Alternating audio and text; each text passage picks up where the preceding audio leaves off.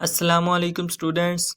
आज इस वीडियो में हम सीखने वाले हैं कि हम किस तरह से एमएस एक्सेल में दिए गए डेटे को एडिट किस तरह कर सकते हैं। सेल के अंदर जो कंटेंट है, फार्मूला और फंक्शन क्या है, उन्हें हम किस तरह से एडिट कर सकते हैं। उसके अंदर हम रीडू और अंडू का इस्तेमाल, फाइंड एंड रिप्लेस का इस्तेमाल और गो टू का इस्तेमाल किस तरह से कर सकते हैं। ये तमाम चीज़ें आज हम इस वीडियो में सीखने वाले हैं। वीडियो में आगे बढ़ने से पहले अगर आप हमारे इस चैनल पर नए हैं तो हमारे इस चैनल को सब्सक्राइब ज़रूर करें। तो हम सबसे पहले यहाँ पर फाइंड एंड रिप्लेस की कमांड को सीख लेते हैं। Find and replace basically use होता है हमारे पास जो एमएस एक्सेल में डेटा है, अगर हम किसी स्पेसिफिक वर्ड को, किसी चीज़ को हम जो है ढूंढना चाहते हैं पूरे बहुत सारे डेटे में से, तो हम फाइंड का इस्तेमाल करते हैं। और रिप्लेस का इस्तेमाल इसलिए करते हैं, हम अगर किसी डेटे को चेंज करना चाहते हैं किसी और कंटेंट के साथ, यानी कि हमारे सेल के अंदर, हमारे डॉक्यूमेंट में जहाँ जहाँ पर भी वो वर्ड मौजूद है, हम उसे रिप्लेस कर सकते हैं। हम यहाँ पे इसे प्रैक्टिकली करके देखते हैं। हम यहाँ पर कंट्रोल F प्रेस करेंगे। जैसे ही मैं कंट्रोल F प्रेस करूँगा तो हमारे जो है फाइंड एंड रिप्लेस का टूल बॉक्स जो है वो ओपन हो जाएगा। आप यहाँ से शॉर्टकट की से कंट्रोल F से भी इसे ओपन कर सकते हैं। इसका सेकंड जो वे है, आप यहाँ पर फाइंड एंड सेलेक्ट पे जाएंगे और यहाँ पे फाइंड पहली कमांड पे क्लिक कर देंगे तो आपका ये बॉक्स जो है ओपन हो जाएगा। आप यहाँ पे किसी भी डाटा को अगर फाइंड करना चाहते हैं, मैं यहाँ पर अगर Y लिखता हूँ, Y लिखने के बाद फाइंड नेक्स्ट पे क्लिक करता हूँ तो आप यहाँ पर देखें तो वो जो सेल जो है मंडे वाला सेलेक्ट था वो ट्यूसडे पे चला गया है।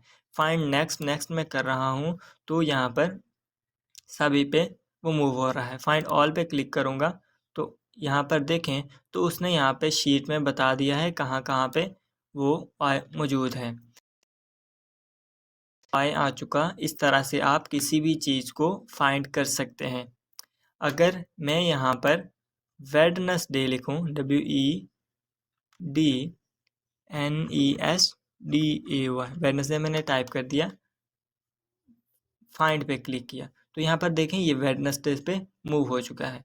तो क्योंकि यहाँ पर सिर्फ एक ही वेडनेसडे है तो इसलिए यहाँ पर ये वेडनेसडे सेलेक्ट है। देन उसके बाद नेक्स्ट जो कमांड है वो है रिप्लेस की। रिप्लेस के ऊपर जो मैंने वेडनेसडे सेलेक्ट किया है, सेलेक्ट करने के बाद मैं यहाँ पर TUESDAY, मैं यहाँ पे ट्यूसडे लिख देता हूँ। ट्यूसडे लिखने के बाद मैं रिप्लेस पे क्लिक करूँगा। जैसे मैंने रिप्लेस पे क्लिक किया, जो जहाँ पर वेडनेसडे था वहाँ पर ट्यूसडे आ चुका है। इस तरह से आप किसी भी डाटा को फाइंड कर सकते हैं और किसी भी डाटा को, कंटेंट को आप रिप्लेस कर सकते हैं। तो ये थी फाइंड एंड रिप्लेस की कमांड।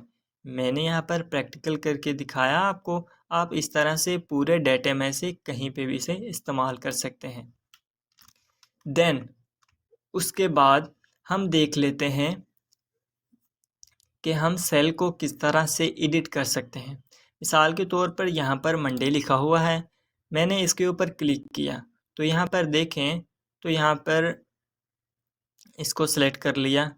इसके बाद अगर मैं यहाँ पे कुछ टाइप करता हूँ, कुछ भी मैंने टाइप किया, लेकिन वो फर्स्ट वाला वर्ड जो मंडे लिखा हुआ था वो जो है डिलीट हो चुका है। इसको हम करने के लिए हम इसको सेलेक्ट करेंगे और माउस का डबल क्लिक करेंगे तो हमारा जो है जो कर्सर है वो ब्लिंक करना स्टार्ट हो चुका है। अब यहाँ पे कुछ भी हम टाइप करेंगे, इस तरह से हम सेल के अंदर और डाटा को ऐड कर सकते हैं। तो ये था कि हम सेल के अंदर किस तरह से किसी डाटा को एडिट कर सकते हैं। इसका जो सेकंड तरीका है सेल को एडिट करने का, वो है आप कीबोर्ड से F2 प्रेस करेंगे तो ये ऑटोमेटिकली जो है एक्टिव हो जाएगा और यहाँ पर आप कुछ भी ऐड कर सकते हैं। समटाइम आपका माउस जो है काम नहीं कर रहा होता, कुछ इशू होता है या कोई भी होता है, आप इस तरह से F2 शॉर्टकट की भी याद रखें, उन्हें भी आप इस्तेमाल कर सकते हैं।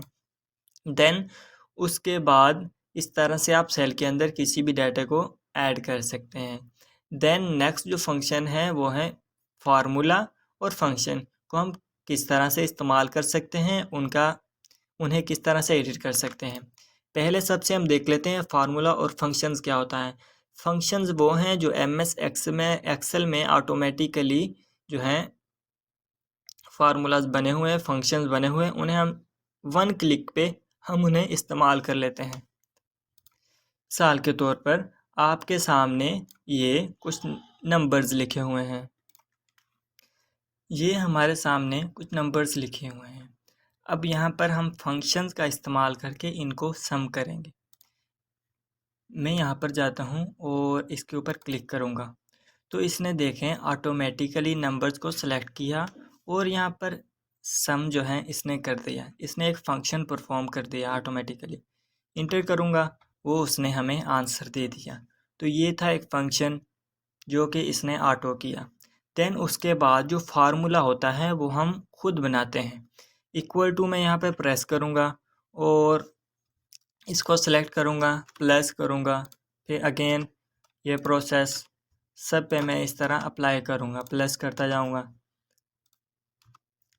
ये प्लस हो चुका और मैं इंटर कर दूँगा। यहाँ पर देखें आंसर तो बिल्कुल सेम है, लेकिन यहाँ पर हमने फार्मूला खुद बनाया और यहाँ पर इसने फंक्शन परफॉर्म किया।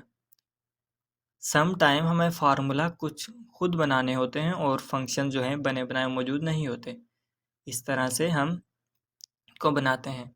अब हम देख लेते हैं कि हमने जो फार्मूला लगाया उसके अंदर उसको हम किस तरह से एडिट कर सकते हैं और किस तरह से और डाटा इसके अंदर ऐड कर सकते हैं।